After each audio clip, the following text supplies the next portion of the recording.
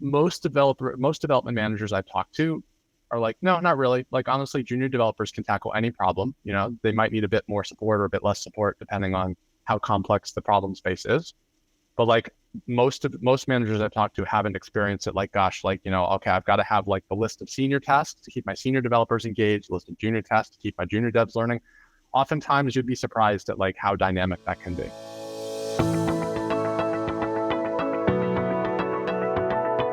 Let's say that you have a new project and you're going to be and you build a team of senior developer, intermediate developer, junior developer. And you have a project that you have to start from scratch or not. You can give me whatever the example you want. What would be the onboarding process for that junior developer? Like you're bringing on board a junior developer to a project. You can choose what example you want to give me. How do you onboard that person? If you can give me, let's say, 5 steps, 3 steps, whatever the steps you need to onboard a junior developer in order to be able to, as you know, move fast because you have to put things into production and you have to go live and you have to start seeing if the product works or not, or iterate and so on. So if you can give that to me in steps, that would be amazing in order to bring a junior developer on board and be able to get value from him or her. So I'm going to tackle this from 3 different levels. So we'll start strategic and get a bit more tactical as we go. So first thing is hiring junior developers is a solution. And so you have to have a problem that you need to solve where hiring a junior developer is that solution. So at a very strategic level, right, like talent flow is a really important reason why you would hire junior developers, right? So in essence, hiring intermediates and seniors is time consuming, it's expensive, it's very difficult.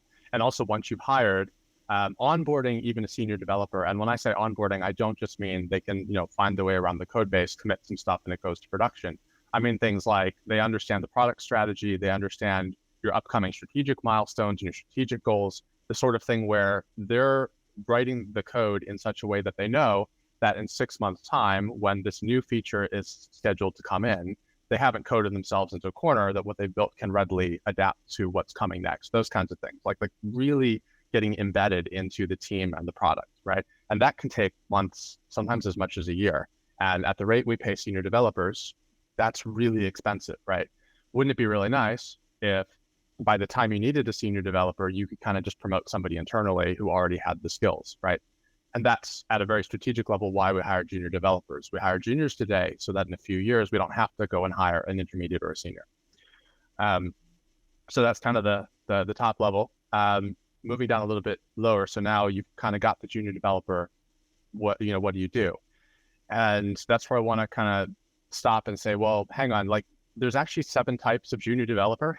Like they're not all made equal. So the first one is just the junior developer with 1 to 2 years of experience, like the coveted junior developer with professional experience. We love those junior developers. Everyone talks about them, so I won't, because everyone knows kind of how, what to do there.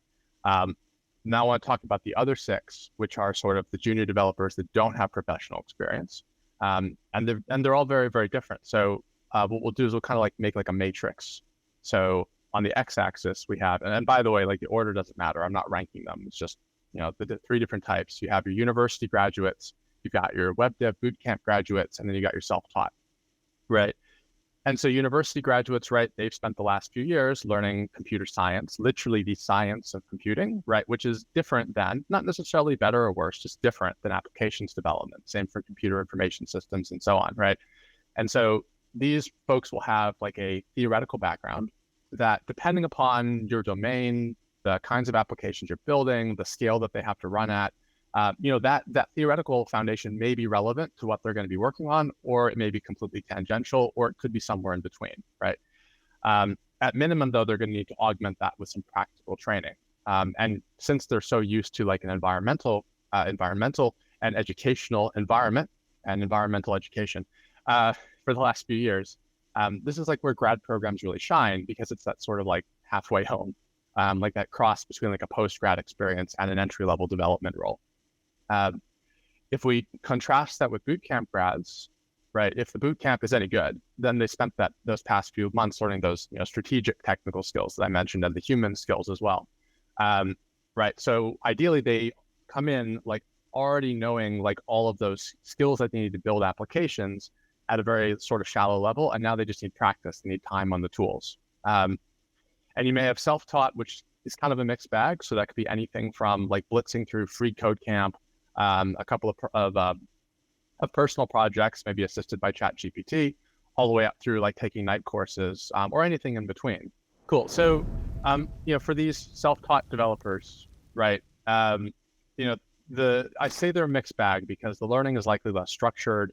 There probably also going to be some gaps in sort of the curriculum that they have, and also the conceptual knowledge might not be there. So they might know how to do things, but they might not necessarily understand why or what principles are behind them. And also there's a good chance that they've been learning on their own. So the human skills training might not be there yet. But that said, right, like if you've got somebody who taught themselves how to code and they did well enough in the interview process that you're considering or have already hired them, then you've also got someone who's highly self-motivated. They're really passionate to learn and they have good discipline. So for all of these developers, you'll definitely need to tailor your coaching very specifically to the individual. But here in particular, it's really important to find where those gaps are in their learning and to help fill them in. So that's the x-axis of our matrix. And then the y-axis, we basically take each of these three groups and we subdivide them into two.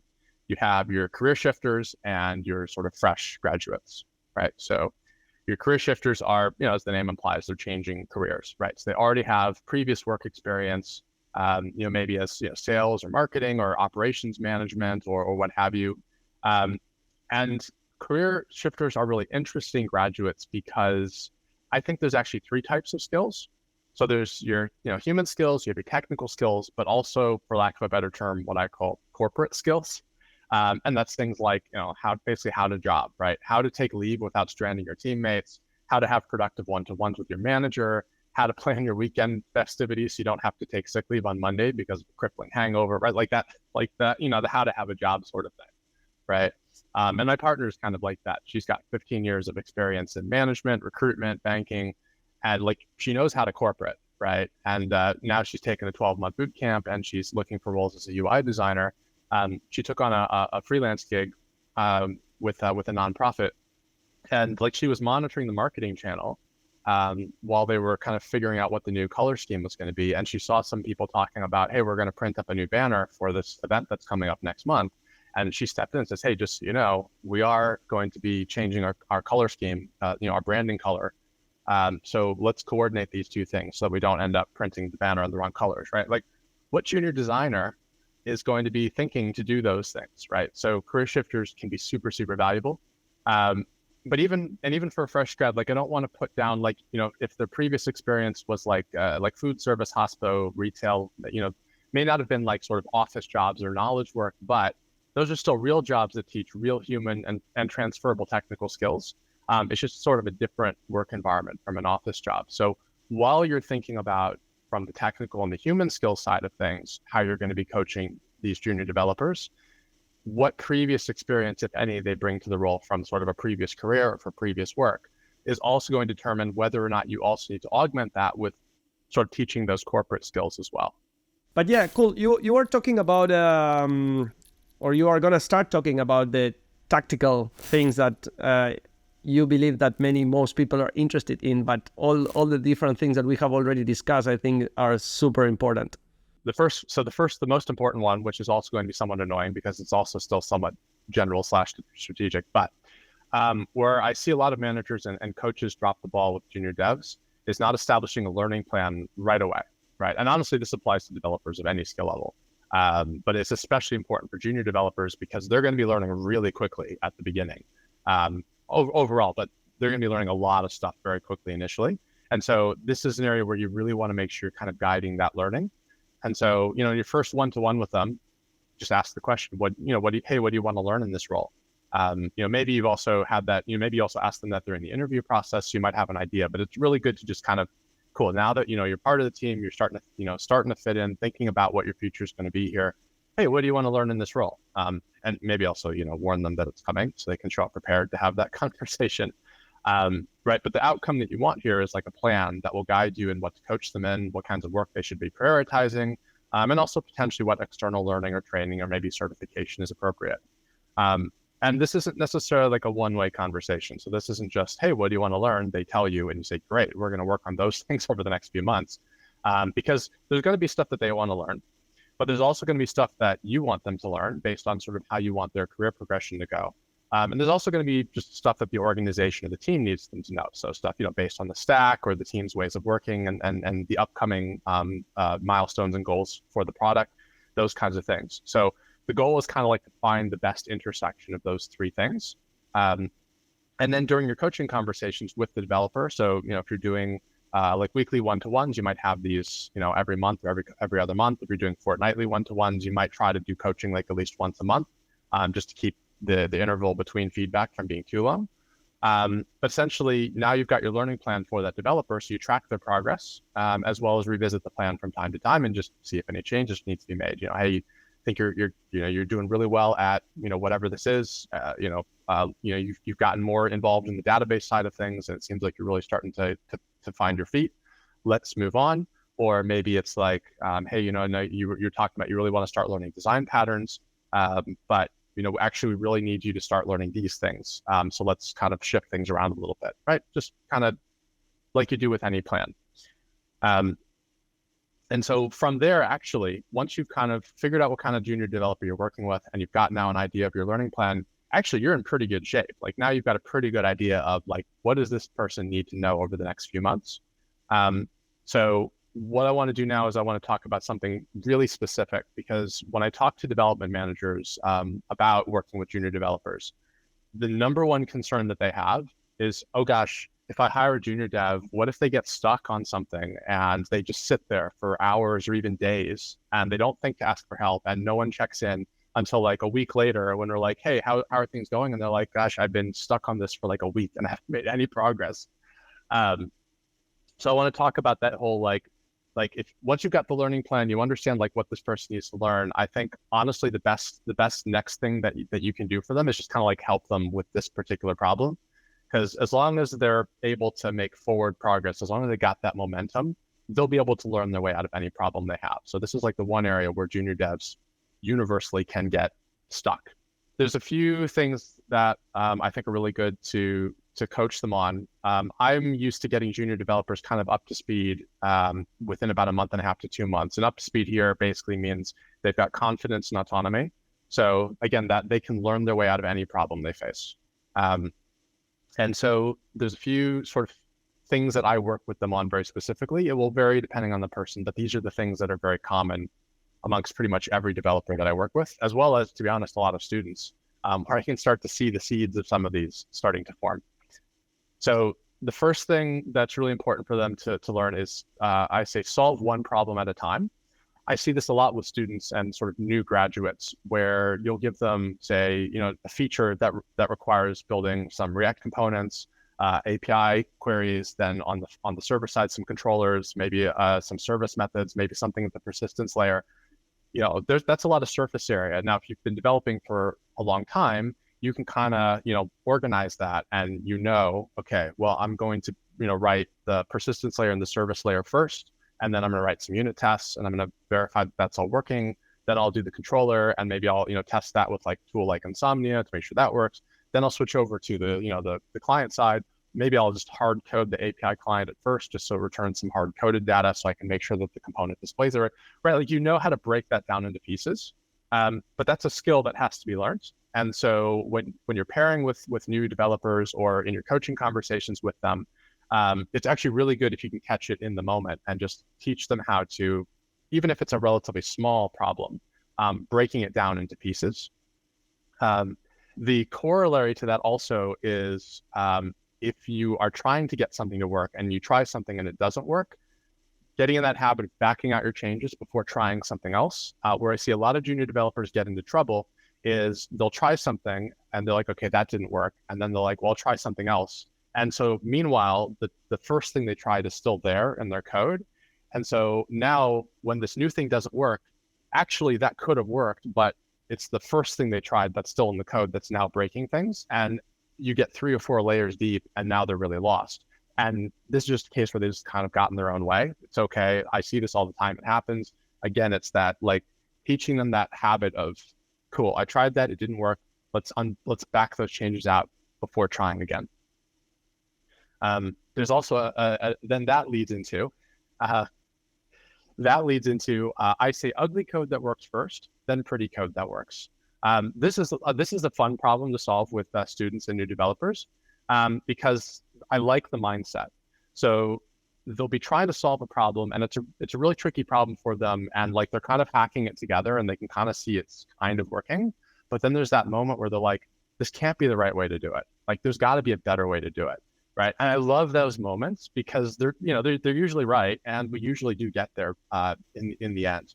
But the tricky bit, and again, it goes back to that solve one problem at a time, is you're still 3/4 of the way through solving the original problem. Before you refactor, like, let's just get it working first. Doesn't matter how ugly the code is, just get it working. Then you can commit it. And now you can safely refactor, right? Because you know that no matter, if you try to refactor it and it all gets messed up, that's okay, because you have a working version that you've committed. You can always go back to that. So again, building that habit, that just mental sort of like that sort of trigger moment, like, hey, is this the right way to do it? Wait, actually, hang on. Let's get it working first. Put a pin in that, get it working first, and commit it. And then we'll come back to the refactor and see if we can make it work sort of in a better way. That's amazing. And I believe that that's like all these things that you mentioned, I'm pretty sure that in most companies, this kind of training, onboarding doesn't happen at all. And that's why people start their careers. And I think this happens in every career, in every profession. And people keep going. And they get to a point that they can't keep going because they're already in a situation where they are in a point in their career that they're quite expensive for companies already. And they want to move to the next stage and earn more income. And companies don't want to hire them because they're too expensive for what they bring to the table. And they are not humble enough to realize that they will probably have to go a bit backwards in order to then go forward again. And I see many software developers that they have between 5 to even 15 years of experience doing software developer jobs, that they still have the knowledge of people that might have 3 or 4 year experience, that because they got to a point where they're not learning anymore, or what they learned it's in the wrong way, and they can't progress. There's even a term for that. It's called the expert beginner. And that is someone who has kind of learned, they have a toolkit, and the tools are all a little bit weird. Like, there's like a screwdriver, but it's like got like a triangle bit instead of a cross or straight. And they've got like a hammer with 2 claws, with 2 clawed ends. And right, I mean, right, like they've built up these kind of anti-patterns, but they seem to work in the moment. And so whenever they see a problem, they just reach for their tools and try them out until one works. And the problem, of course, is that these tools are all kind of suboptimal for the job, right? That, they're hard to adapt and so on. And so you get this situation, but when they find problems where these tools can kind of work, they can apply them very quickly. And so you get into the situation where you feel like, okay, well, this must be software development. I'm doing pretty well, because when you throw problems at me, either they're impossible to solve or I can solve them very quickly. Not realizing that it's not that they're impossible to solve. It's just that, your learning has basically plateaued. And so you actually don't know how to do it the right way. And as you say, the hard part is to get better, you kind of have to throw your tools away and start over, which means you're actually going to be like worse. You're going to be like slower. You're going to struggle a lot more than you're used to.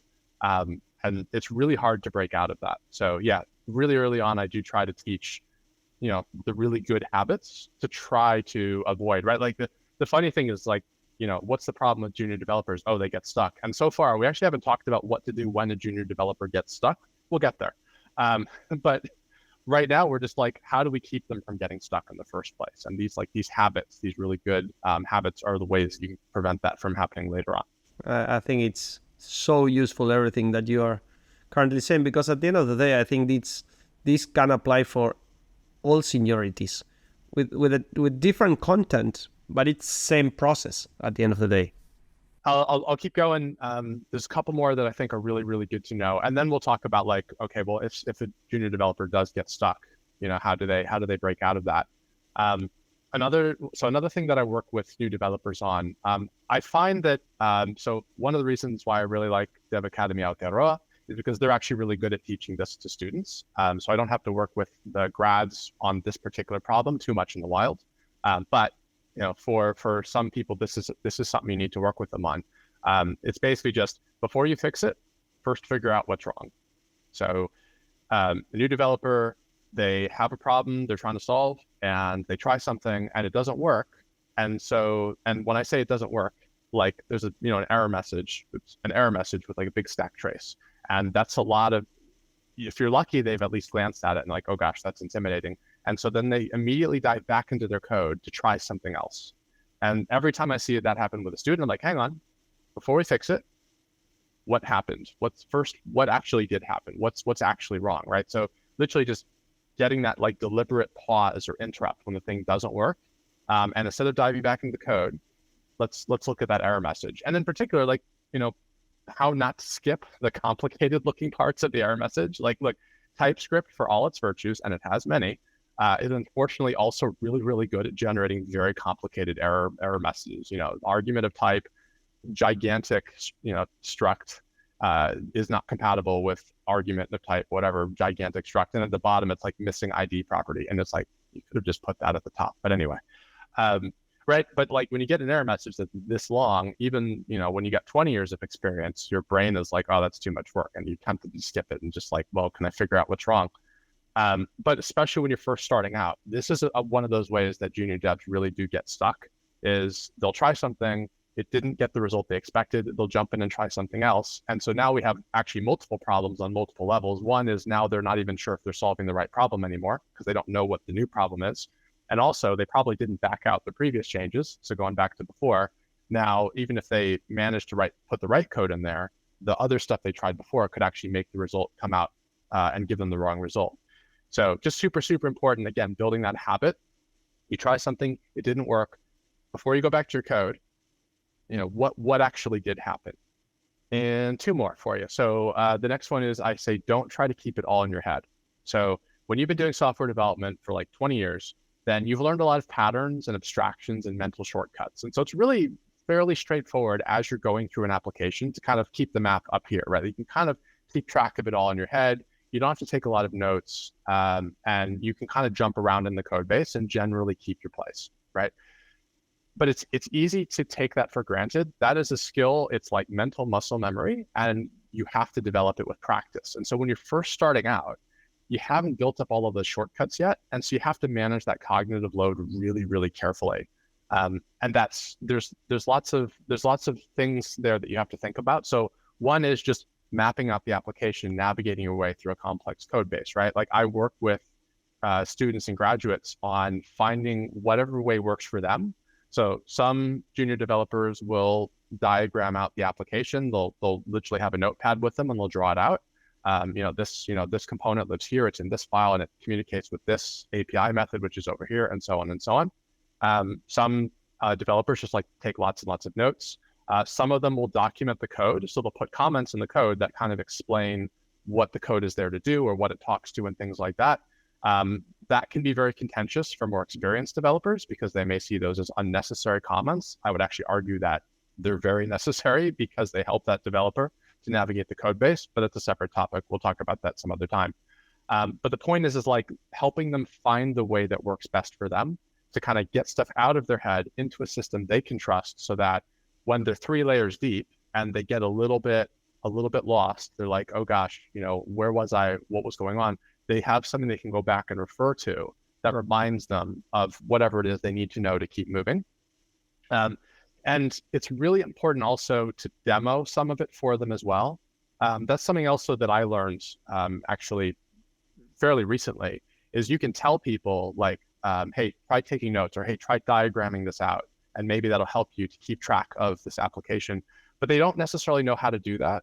So literally sitting down, I do this all the time with students where we're building like our first full stack feature. So component through the API layer. If you're lucky or unlucky, there's a Redux bit in between, and then controller, service layer, persistence layer, and like literally map it out. So here's the client side, here's the server side, component, slice, API client, big line, so that you understand that there is that distinction between client and server, and the component can't just talk to the database, and so on and so on, right? Like literally drawing it out, putting down the arrows, writing out the names of the methods of the components, show them how to do it, and see if it sticks, see if it resonates. You might have to iterate on this a few times, and then with time, with practice, they will naturally kind of learn their way out of it, right? So again, going back briefly to that thing about, you might have a developer who leaves lots of comments in the code that just so that when they're looking at the code, they have a little reminder of, this is what this code does, or this is what this syntax does.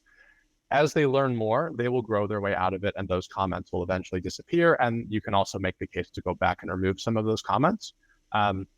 But in the meantime, it just helps them manage that cognitive load. And that's a great way.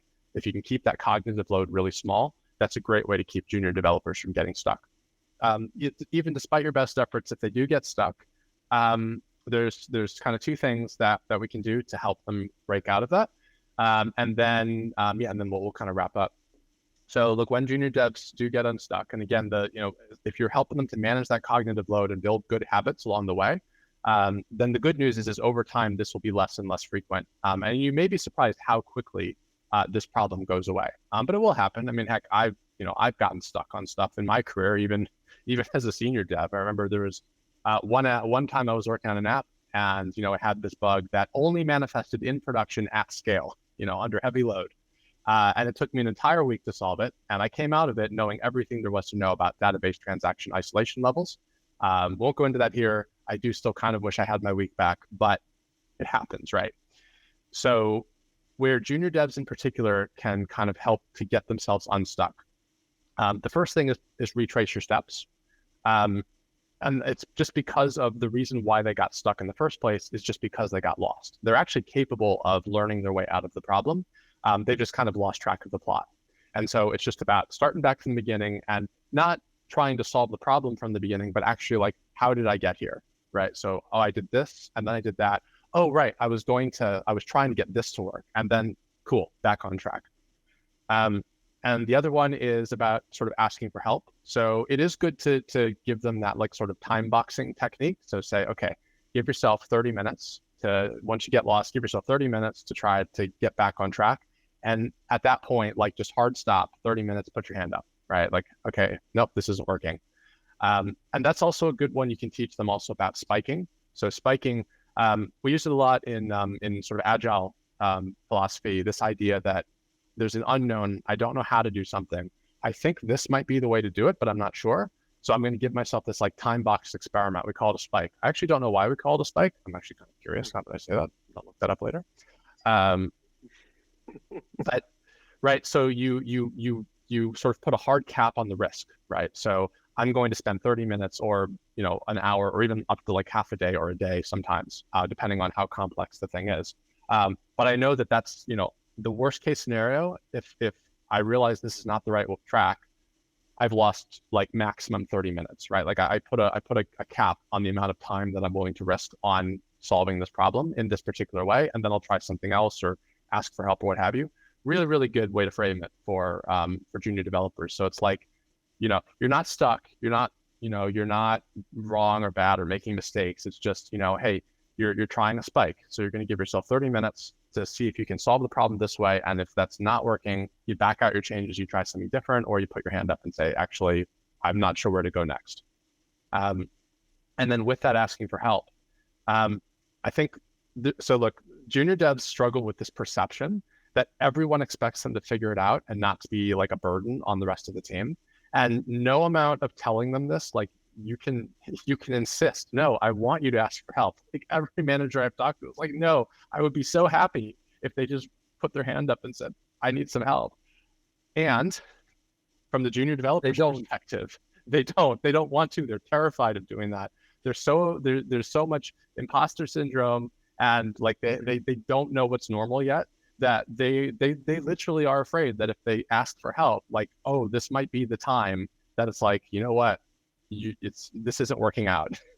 Like, right? And, I mean, look, there's some truth to that. Yes, okay, that you don't want someone who's like, when I was during my brief university days, and they were very brief, I took a part-time role at a help desk, and I was just hopelessly out of my depth. Like, literally every call I took, I would like, okay, what's your problem? Cool, if you did this and that, great. And then I would put them on hold and ask my teammates. Like, every single call, I would be like, hey, this person has this problem. How would you solve that? I was fired after a few months, and frankly, I'm amazed I lasted that long. So I've been the worst case scenario. I know the worst case scenario, but and that's so rare. Like, so just recognize that is recognize that there's a genuine fear there, and so it's like, it's not just that we have to teach them how to ask for help, or we need to teach them like that they should ask for help. We also kind of just have to teach that it's okay to ask for help. Like, kind of address that concern about, if you ask for help, that's actually a good thing, right? So some of that is like modeling the behaviors, right? So when you're pairing with them, or if they ask you for help on something, like if you run into something that you're not sure about, like just call that out. Like, oh, I'm actually not sure how to solve this problem, but I think we can try this, or so I'm gonna research this, or right, like model the behaviors for them so that they see that it's okay not to know stuff. And also call out good behaviors. This one, even I have to remind myself to do this. If they ask you a really good question, like, you're going to be so excited to like, oh, that's such a great question. I have my answer ready. Like, yes, this is an opportunity to teach them about whatever inversion of control. This is going to be great. Before you start, like, pause before you try to fix it. Pause and just say, that's a really great question, right? Like, call that out. Like, tell them like they asked a good question. They did something really good, really, really interesting. They asked a really thoughtful question. Like, they should know that it's so easy to get lost in the moment. And I'm really bad at this too. Like, to just like, they ask a question and like, maybe it's like them like asking, it's going to be a bit tangential. We could get off track. So I'm going to like redirect them back into the problem we're solving. But hang on, that's actually a really good question. I'm actually going to go this direction with it because if we go that way, we might get a bit off track, but let's talk about that later, right? Like, just model the behaviors and call out and praise them when they do ask for help. And again, like, junior devs are so capable at learning and like learning their way out of problems. You don't have to do this very much before the whole concern about getting stuck just goes straight into the background and you never have to deal with it again. I think, again, everything that you have just said is, it's not only for junior developers, it's for everyone. But I think that again, as we have discussed many times, when you have to build teams, you have to make sure to bring the right people on board, and most of the time, it's the best team. It's not a team of all senior developers or seniors on whatever. You really want people to want to do different things, and most of the time there are senior developers that won't want to do a lot of things. So it's better to have someone that is keen to learn and try themselves and put themselves to work on one specific problem, even if it's for a week, but they are going to do their best. And sometimes a senior developer won't want to spend 1 week solving certain kind of things. And probably it's not the best investment. Senior developers are expensive, and that's a good thing, and it's also a bad thing. And senior developers are individuals as well, right? So exactly to your point, like, look, I think the one thing that unites all developers is we love to learn, and we love to learn by doing. And so if it's, as long as the work that we're doing allows us, at least in some way, to continue learning and growing, I guess that's actually pretty universal, but certainly for software developers, it's so directly related to what we do. That it's a great way to keep them engaged. And so you'll oftentimes have work that you feel it, like, oh, this developer would actually really find this work engaging, this developer would not. And maybe it just so happens that, here's some work that the junior devs in the team would really find engaging, and the seniors might find like, yeah, look, I've done that 1,000 times.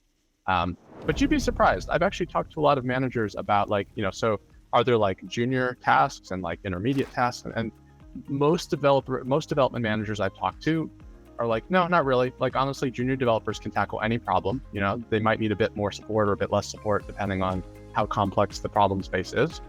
But like, most managers I've talked to haven't experienced it like, gosh, like, okay, I've got to have like the list of senior tasks to keep my senior developers engaged, list of junior tasks to keep my junior devs learning. Oftentimes you'd be surprised at like how dynamic that can be.